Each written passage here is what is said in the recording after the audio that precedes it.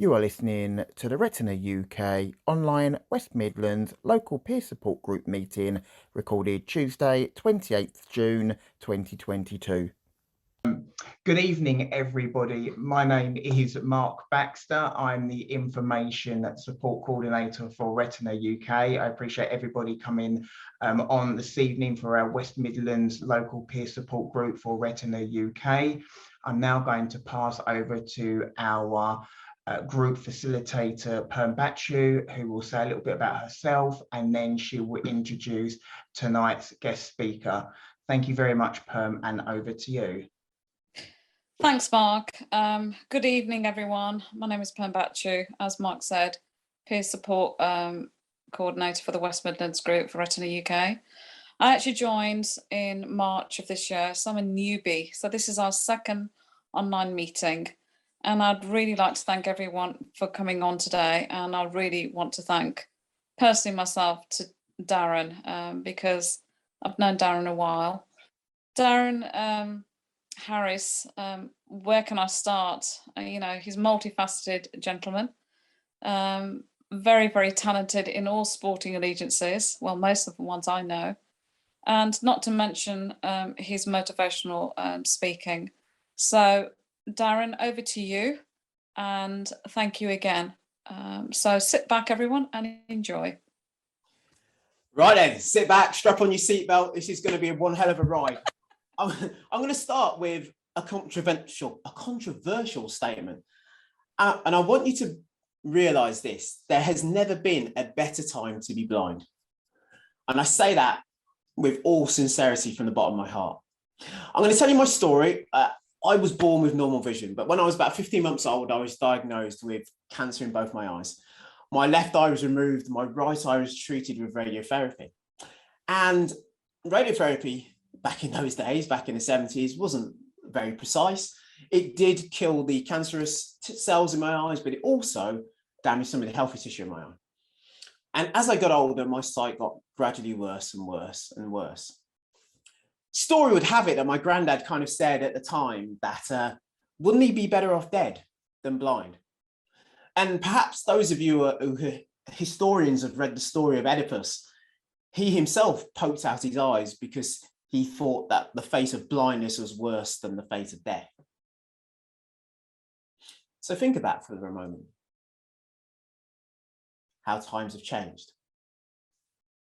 Now, as I got older and my sight continued to deteriorate, I would say that, like probably many of you lot, we were in that state of denial. Just really didn't want to accept the fact that I was losing my sight. If I walked into something, I would put it down to, the sun's in my eyes, or I'm not concentrating, or I'm just being lazy. I'd find some excuse to make myself feel better, the fact that my sight was getting worse. But once that kind of reality had passed and I couldn't ignore it anymore, came that anger phase. I was an angry child. Angry for lots of reasons, but primarily because I was losing my sight. I'd be angry at people who park their cars on the pavement. I'd be angry at people who let their dogs mess on the pavement. Angry at people who just left things lying around for you to trip over. But there was always hope that one day there'd be a miracle cure. And I used to go to the doctors every year down at St Bartholomew's, and I'd go and see this guy in his white coat. He'd put this ultrasound gel in my eye. He'd tell me to look up, look down, look left, look right. Get me to look at the sight chart. And then he'd say to me, Darren, your sight's getting worse, and there's nothing we can do about it. He was the bearer of doom. And funny enough, I stopped going to my appointments because, let's be honest, if you're not going to give me any good news, what's the point of me coming? So I stopped going, and I was in a dark place, I suppose, literally, metaphorically. When I went to a mainstream primary school, and it was kind of quite a normal experience for me. On the whole, I still had vision, but I think my teachers knew before I did that I would eventually lose all my sight. And that's when I began to learn Braille, when I learned to touch type. And I began to find sport increasingly difficult. Not that I couldn't play sport, but that it was just harder for me than it would be for other people. I could only see out of one eye, which made it difficult for me to judge distances, for example. And maybe when my teammates passed to me, maybe it took me that little bit longer to control the ball. And so you start to become a little bit isolated. But then I went to a special school. I went to Worcester. Actually, I didn't have a particularly positive experience there. I was a problem child by all stretches of the imagination. But there was one experience there which blew my mind. And it was very, very early in my time there. And I remember I was standing on a path talking to another lad, and I could hear this humming in the background. And I looked round, and there was a guy on a bicycle. And when this guy got closer to me, I recognized him. And I thought, he's totally blind. How on earth can a totally blind person ride a bike? This is my first experience of being around other blind people in my life. And to see someone ride a bike unaided, weaving in and out of objects, going up and down hills, round corners, through the car park, honestly, it was a life-changing moment. It was like, wow, what else can you do if you're blind? And so that was a eureka moment for me. And from that moment onwards, I kind of thought, what's possible? And I think for all of us, we need trailblazers, role models that light the path for us to follow, that demonstrate that things can be done rather than us thinking that things can't be done. I went through school, managed to get myself thrown out, excluded, managed to get myself back in. And then I went to university.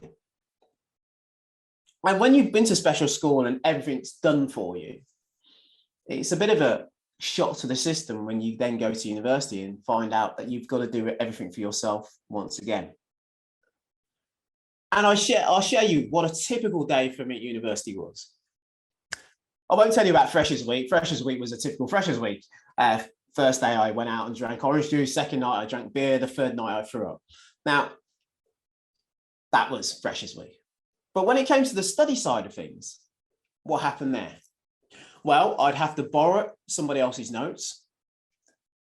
I would then have to get somebody else to read those notes to me for me to write up into Braille. Then I would work out what bits I needed to know more information about, get someone to come to the library with me, find a book, get them to read extracts of a book to me, Braille that out, work out how I was going to answer the question. And then I had to read my answers back to someone else for them to write down. And that's an incredibly long-winded process. I went to university in the 90s. When I did my master's in 2013, a completely different experience. The technology had moved on leaps and bounds by that time. And I guess there was lots of times when I kind of thought that wasn't fair. Why do I have to work twice as hard, 3 times as hard as everybody else to achieve the same outcome? And in fact, when I graduated with a 2.2 and started applying for jobs, and some of those jobs had a minimum entry requirement of a 2.1, again, I kind of thought that was unfair. But was I going to sit there and explain to those companies, well, you know, the reason why I got a 2.2 is because I had to work harder than everybody else, and kind of give them a sob story? So I didn't. And what I remembered was this occasion when I was at university. It was in my second year at university, and I had this lecturer who I nicknamed the nutty professor. And he walked into the lecture theatre one day and he was carrying a cardboard box. And in this cardboard box were a load of Post-it notes. And written on these Post-it notes were all the excuses that the students had given throughout the entire year for not handing in their homework, turning up to lectures late. There was one lady in my class whose grandmother had died 3 times. Now, you all know that's not possible. But what it does tell us is that we don't really remember the excuses we come up with. And when you're blind, people will give you an excuse. They will give you a way out. They will say, you know what, you can't do this because of X, and you can't do that because of Y, and you can't do that because of Z. And if you allow them to do that, then you won't do those things.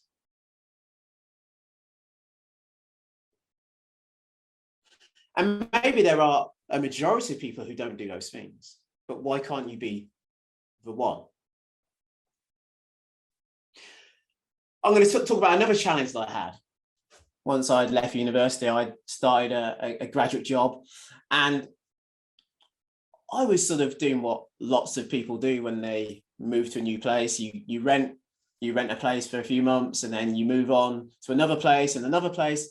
And I kind of did this. I did a bit of house hopping for a couple of years.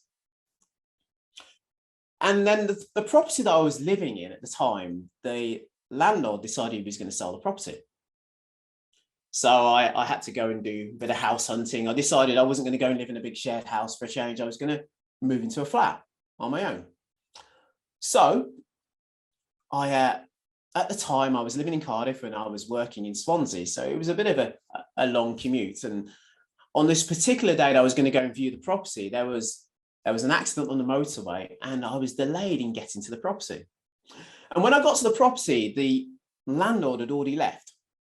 But he had some workmen at the property who were still finishing off the final renovations on the property. So they let me in, I did my viewing, went home, gave the landlord a call the following day and said, yeah, I did get around to the property last night. I really liked it and I'd like to take the room, please. So he did what we did in those days. He sent me some paperwork through the post.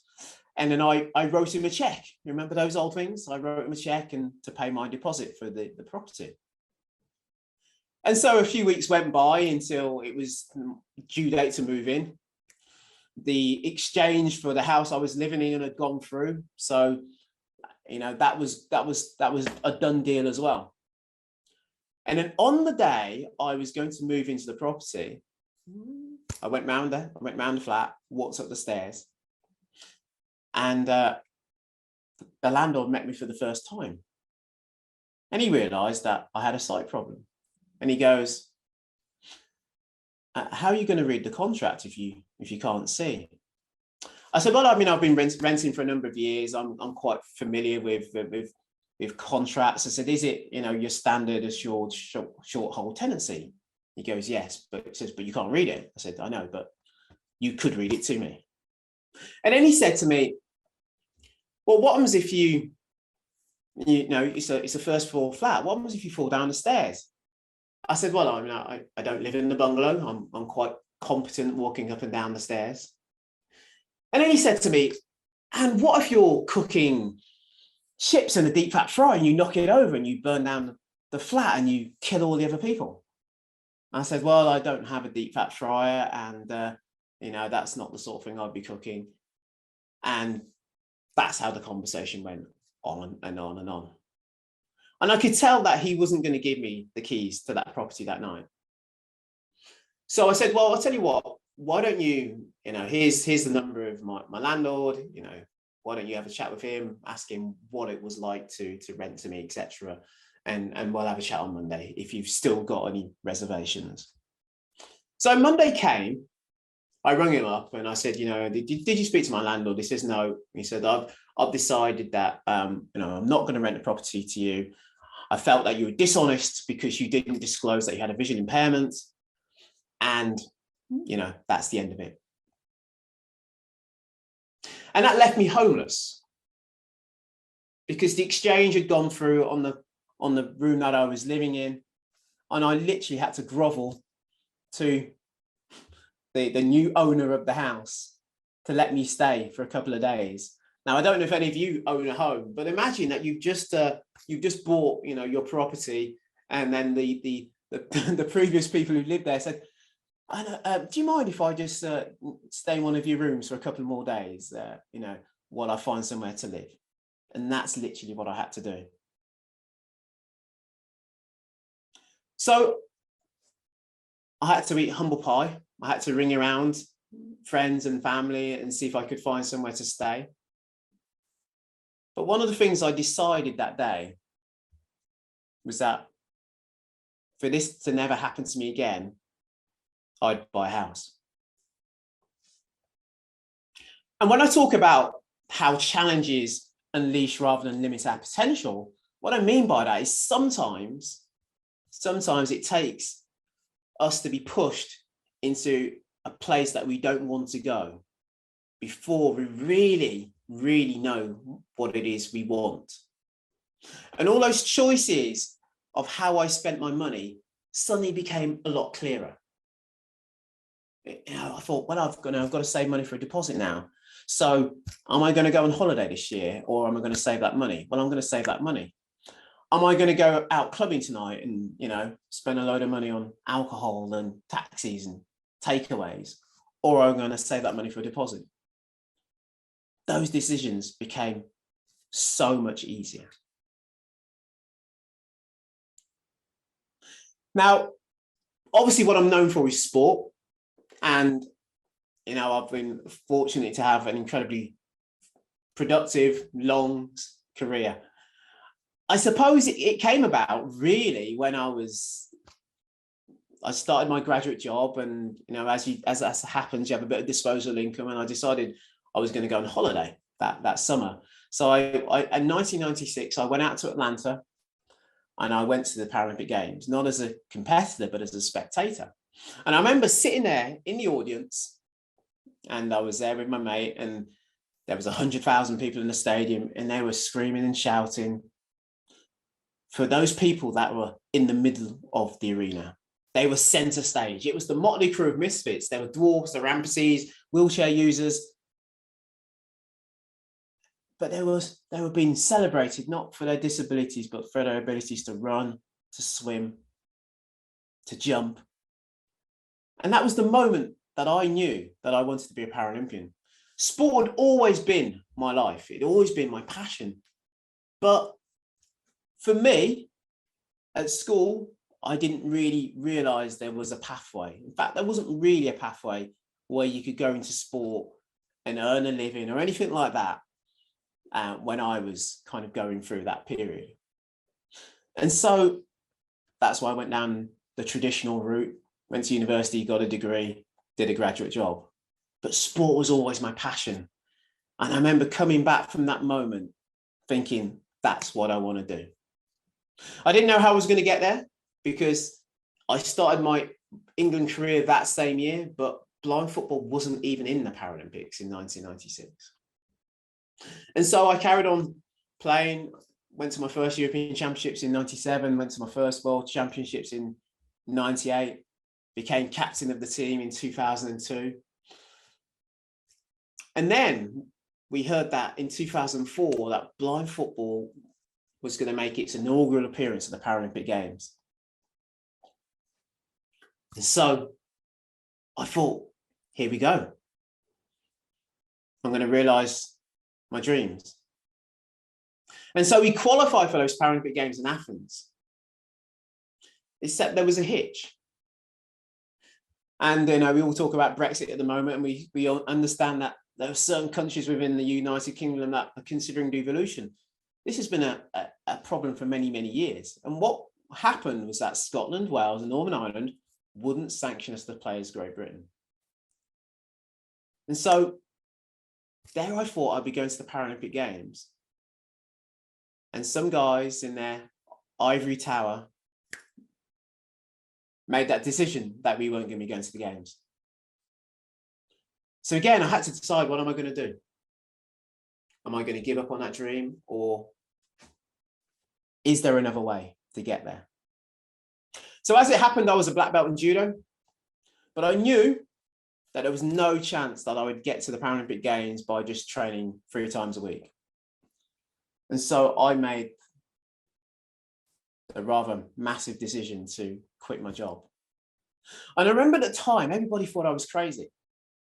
My mum thought I was crazy. I remember all my colleagues coming up to me and asking me where I was going, because let's be honest, most people don't leave their job unless they're going to be paid more money, or they're going to go to a company with offering better prospects. And so this, so they asked me what I was going to be doing. I said, well, actually, I'm going to be training full time, you know, with the judo squad. And they said, well, how much money are you going to be getting? I said, well, absolutely nothing. But if results go as I would like, then there is a chance I could get on lottery funding. And so I spent the next 4 years training 6 days a week, twice a day. And thankfully, I qualified for Beijing and achieved my dream. Now, one of the reasons why I say, going back to what I said earlier, why I feel there's never been a better time to be blind, is because we only have to look back through history of what people's experiences were many years ago. In a couple of weeks' time, I'm doing a talk for the Literacy Trust, and that's very much about adults who've learned to read in later life. And one of the moments that I was very emotional for me is when I first read to my son, you know, to be able to read a Braille book. 200 years ago, before Lewis Braille came up with the idea of Braille, children never even had an education. What were the opportunities for them 200 years ago? They were beggars, they were entertainers, but they certainly didn't have the opportunity to get an education, to study, to go to university, get top jobs. That just was not an opportunity for them. And so a lot of the hard work, a lot of the hard graft has been done by many people before us who've laid the path for us to follow. And I truly believe that those opportunities are out there for all of us. The things that we probably have to master more than anything else is technology. Technology is that one thing that probably will help you bridge that gap between the things we couldn't do before and the things that we can do now.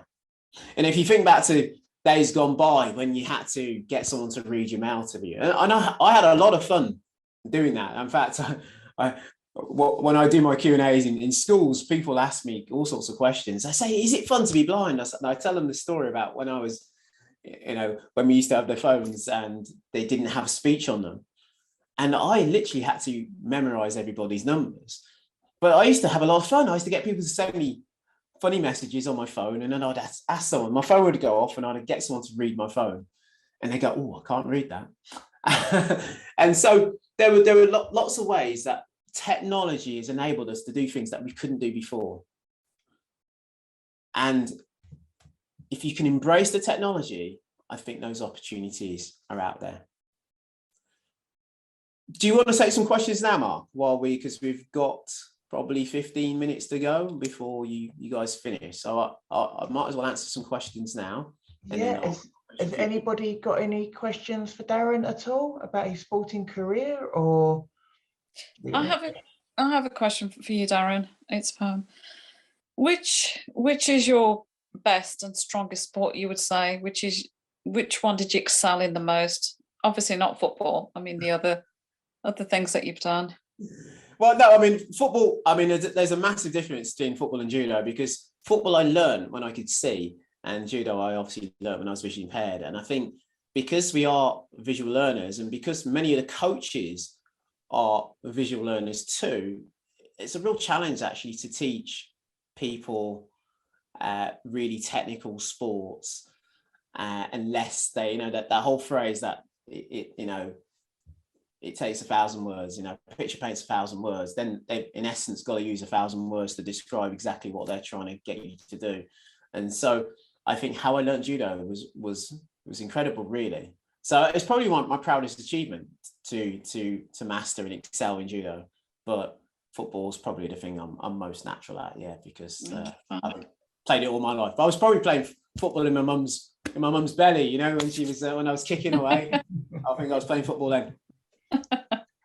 Darren, I've got a quick question. I understand that you've written a book. Could you tell us a little bit about your book and where we can perhaps sort of download it, or is it in audiobook format?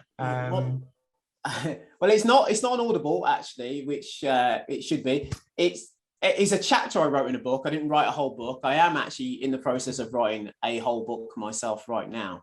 But the book I wrote a chapter in was called Transforming Your Life. And I kind of shared some of the things I've shared with you tonight.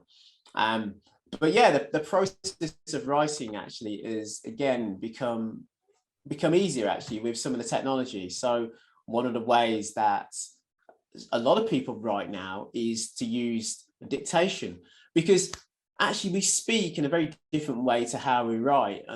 Those of you who have done any form of study, for some reason, when we start writing on a keyboard, we start using really sort of formal language and words which you would never ever speak.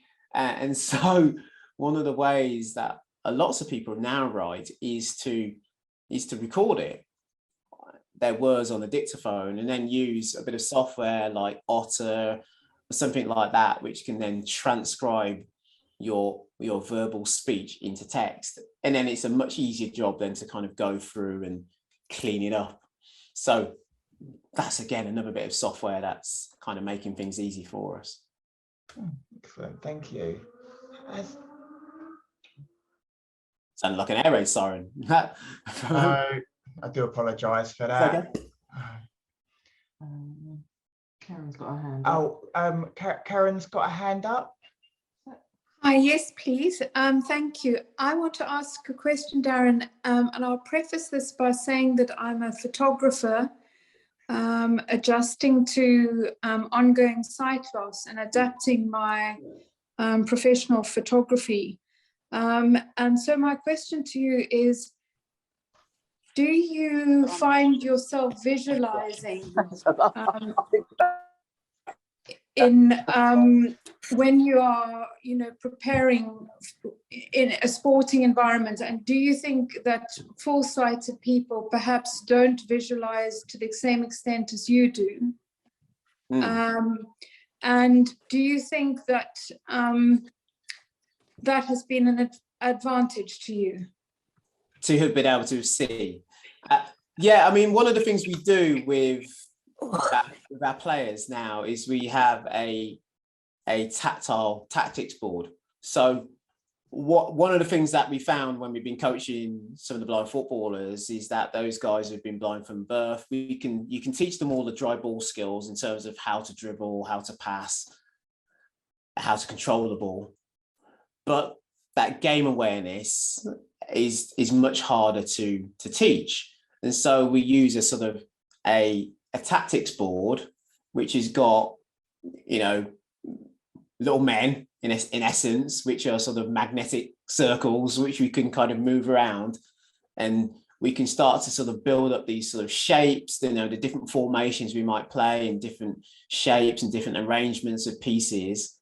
And so it enables people to visualize what it is that we're trying to achieve. We can also walk it through. So we could go onto a pitch and do it kinesthetically and say, right, this is the positions we're in. And if you move here, this is what options might be on. But when we don't have that option available to us, then we can do it on this board. And allow people to start building up these images in their mind of how to play. So I think it's something that might be easy if you have been able to see. You might be able to do it, but it's certainly possible even if you haven't been able to, I would say. Thank you. That's great. Have we got any other questions? No. I've got another question for you. Is there any sports that you haven't had a go at yet that have always been on your to-do list? Yeah, I've never done skiing actually. A lot of my friends have done cross-country skiing. They've been abroad, to sort of Norway, out to the States, and it's something I've never done. I've done dry ski skiing and stuff in this country, but I've never been out on the snow properly. So, but maybe that's just because I don't really like the cold. So I'm not sure if I want to sort of do that. But yeah, that's definitely one sport that I have not done and I'd like to give a go. What else would I say? Yeah, I've tried a lot of other things, to be honest. I've tried most other sports I can think of at some point in my life. Yeah. Oh, excellent. I have another question for you, Darren, if you don't mind.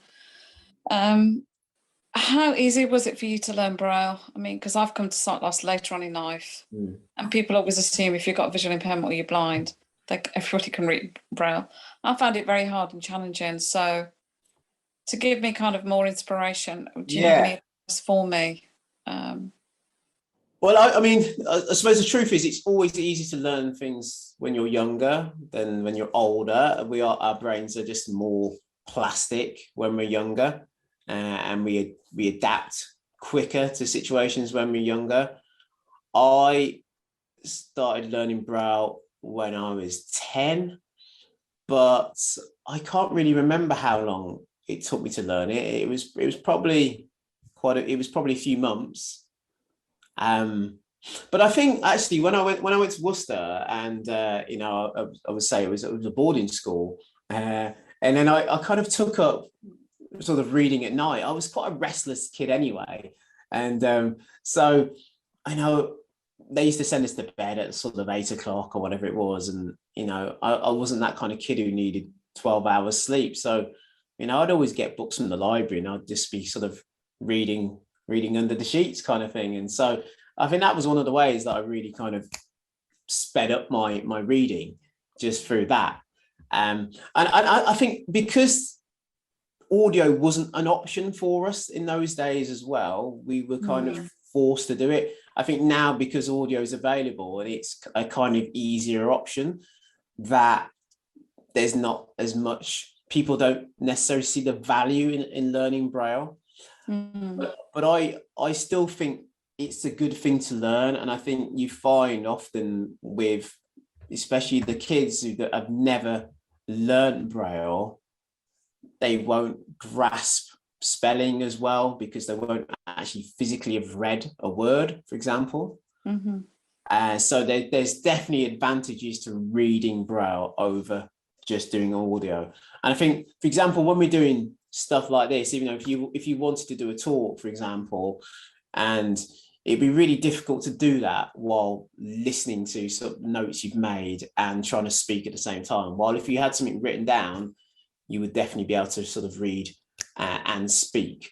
Those two modalities would work in sync. The setup I've got here, so I've got my laptop split, so I've got headphones in, so I can listen to my JAWS through my headphones, but I can listen to you guys speak through my laptop computer. So I've got it set up like that and split like that. But that's just so I can go and check what's in the chat and things like that without, you know, everyone else needing to hear JAWS rattling away. But that's just something I've mastered because of, you know, the job I do. But yeah, I'd work at it, and just little and often. I mean, that's the key kind of learning process to anything. I mean, I can share a story with you from school. It's a swimming story, which seems to have no relevance to anything, except for it probably taught me the most important lesson I learned in life.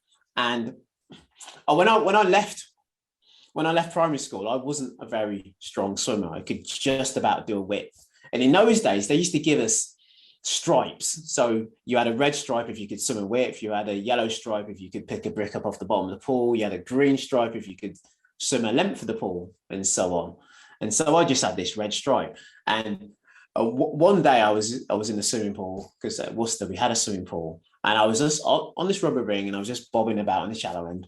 And then these four lads gathered around this rubber ring, and they sort of pushed me down into the deep end, and then flicked me off the ring. And so now I'm sort of thrashing to the side, you know, trying to get to the side. And every time I get near the side, one of them sort of grabs me and pulls me back into the middle. And then I'm thrashing to the side again, and then one of them grabs me and pulls me into the middle. And then I start sort of swallowing water and spluttering, and eventually I managed to get myself out of the pool. And I remember sitting on the side of the pool and thinking, you know, what do I do? And, you know, and my default response was, well, let's go and beat up the kids, you know, because I was that angry kid. And then I thought, well, maybe I should just tell my teacher about it, you know, surely, you know, they'd do something about it. But then I decided the most obvious thing to do was to learn to swim. And so that's what I did. I decided I wasn't going to skip lessons. You know, we had a pool on site. I had every opportunity in the world to go and learn to swim. And I started swimming. I said, right, if I can do a whip, let's see if I can do 2 whips without stopping. And once I could do 2 whips without stopping, what I did was go down to the deep end, start at the deep end, and thought, well, at least I know I can get to like at least halfway, by which point I'd be able to sort of stand up and in the shallow end. And so then I built up to being able to swim a length. And then the next step was for me to swim from that shallow end to the deep end, you know, have that bravery to do that. And within literally 4 years, I was probably in the top 5 swimmers in that school. Wow. And I think practice is everything. And the reason why we don't practice is because sometimes things are hard, and sometimes we have a bad experience. I've unmuted. Jonte, Mum's calling you. Oh. Sometimes we have a bad experience and we never do it again, because it you know, it can be frustrating, can't it? And you kind of think, oh, why am I bothering with this? Or there's a brilliant book, and I read loads and loads of books, and I think, what's the book called? I think it's called, I'd have to find the name of the book for you, but it was by Norman Deutsch. It's about the plasticity of the brain. And so it was this story about his father who had lost, you know, he'd had a stroke and basically was unable to walk. And he'd done some rehab, and they did about sort of, you know, whatever, a weekend or a week's worth of rehab, and didn't really see any gain in his coordination or mobility. So then they kind of just sent him home. And that's kind of what happens to most people. We just send them home. So what he did with him, he kind of went literally back to basics. He thought, well, how does someone learn to walk? You know, you remember a child first crawls, and they try and stand, and then they fall, and they crawl, and they stand, and they fall, and eventually they learn to walk. But it's quite a long process. And so that's kind of what he did with this guy. He said, right, this is what he did with his dad. So he started him off crawling. And his neighbours kind of thought, you know, that's really humiliating. You know, you've got a grown man in his 70s and you're making him crawl along the garden. And then he started saying, okay, so with your strong hand, you're just going to balance on that one hand, and then with your other hand, you're going to stir a pot. So he's now balancing on 3 points as opposed to on 4 points. And then he put a rope in the garden so he could walk, but hold on to this rail, in essence, hold on to this rope. So he's now on 2 points, but he's got a little bit of support from this rope. And now he's walking on 2 points. And he got back to full mobility in probably a year or more. Wow. But it's that we never invest for long enough to actually reap the benefits. And if I'm going to leave you with anything, that's what be it. It takes time, but if you're prepared to keep that effort going, you will get there in the end. Yeah, absolutely. Oh, thank you. That's brilliant. Thank you so much, Darren, for talking this evening. It's very inspirational, your sporting career and motivational speaking. I think it will give everybody the opportunity to go on, and if they've got a sporting aspiration that they want to take up, or something they started but then didn't think that they could carry on with it because of their sight loss, this will give them the encouragement that hopefully they need to pursue whatever they want to do in life. or sport that they want to take part in and succeed at it. So thank you very, very much for talking. No problem. Has anyone got any final questions for Darren at all? Oh, you're all right. Could I ask us one question? Go on, mate. Can you hear me? All right, you're all right, kiddo. I'm right in the fact that folks will tell you that you called to this and you called to that because you're blind. But I wanted to know, like, if you like your football, who was your team growing up? I'm from Wolverhampton, mate. So yeah, the black and gold. Are you a Villa fan? No, black country lad, mate, born and bred. Oh, are you? There you go. You're a West Brom fan then, are you? Season ticket holder, mate. Oh, never mind. Since we lost that game 5-1, it's like it's kind of been a downward spiral, hasn't it? But did Albion beat Wolves 5-1? Yeah. Yeah, I don't know.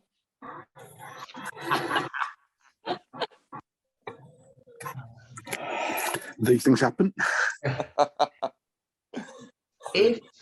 If anybody is interested in sort of any other sports motivational speaking, we do have some inspirational local peer support groups coming up in the not too distant future, starting with our launch meeting of our national group, peer group, which is on Thursday at 7 p.m. And so if anybody is interested in taking a walk or a trek or dusting off their trekking boots, then come join us. We're going to be have speakers from the Action Challenge UK, who will be talking about some fantastic national treks and some international treks that someone may be interested in taking part in the not too distant future through 2023. And also Richard's group will be hosting their second meeting on the 13th of July, where we will have a chap from North Wales Society for the Blind, who will be talking about his football career and the sports that has inspired him as well. So again, check that out if you're available. All details are available on our website. And we also have our annual and professional conference coming up in July on the 8th and 9th of July, which is going to be in person and also hybrid, so you can watch it from the comfort of your own home. So that's something you're interested to learn about, all sorts of research. If you want to come along, we've got exhibitors going to be there. Come meet our team. So it's going to be a good packed full out day, both on the 8th and the 9th. So register both of them if you're interested in anything that's inherited sight loss related, what research is going on, and what is going around in your area as well. It's actually in Birmingham at the McDonald Burlington Hotel opposite New Street Station. So please feel free to drop by. And I think that is everything that's coming up that you guys might be interested in. If anybody does want to know more about Retina UK, you can visit our website at retinauk.org.uk, or if you've got any questions about other support services that we provide, like our talk and support service, our helpline, or any other local peer groups that you might want to set up yourself or be involved in, then drop us an email at info@retinauk.org.uk, or drop us a line at our office, which is 01280 821 334. Any other queries, you can contact me. Like I say, my name's Mark Baxter. I'm the Information Support Coordinator. You can drop me an email at services@retinauk.org.uk as well. So, but thank you very, very much. And thank you for Perm for organising tonight's meeting. Very, very much appreciated, all your hard work. And thanks for everybody that's attended this evening. Does anybody want to stick around for a chat? Or Perm, do you want to say a few more words? Sorry, I'd like to thank Darren, you know, personally myself, because I know Darren pretty well. And Darren, I really appreciate it. Thank you so much. And thank you for everyone participating and attending tonight. I really do appreciate it. I think our book's called The Brain That Changes Itself. Brain That Changes Itself. Okay. It's by Norman Deutsch. I'll send you the link. Oh, brilliant. Brilliant. Everybody that's attended this evening, and anyone that's, like I said at the beginning, if you would like to listen to this again, and also people that haven't attended, that have registered, this will be recorded on for our YouTube channel, so everyone will get a copy of the link in our follow-up email, and any kind of information that may interest you in the sports that Darren spoke about. The book that he just mentioned, we'll add that in there as well. So I'll grab some information from Darren that we can put in there in regards to if you want to get into judo, or you want to get into swimming, or you want to learn more about blind football in your area, then we can sort out information for that as well. But thank you very, very much from me and Perm and Darren. We really appreciate you guys coming out to support our group. And the next meeting will be available on our website in due course. Both date, time and speaker information will be coming on not too distant future. Thanks, you very much. Thank you. Thank you very much. Thank you. Thank you, Karen. Guys, enjoy your evening. Thanks for having me. Thank you, No Karen. worries. Bye. Take care. We hope you have enjoyed this recording. If you have any questions, queries, or wish to leave any feedback, then please leave it in the comment section below. Alternatively, you can send your inquiries to info@retinauk.org.uk. Contact us via the telephone on 01280 821 334 or call our helpline on 0300 111 4000, which is open Monday to Friday 9:30 AM to 9:30 PM. If you would like to know more about our local peer groups, when your next meeting will be held, or if you wish to get involved in creating your own group, or would like to know more about our services that Retina UK provides, then please visit our information and support page on our website www.retinauk.org.uk and navigate to our local peer group page. Thanks again for listening. We hope to see you again soon. Take care and bye for now.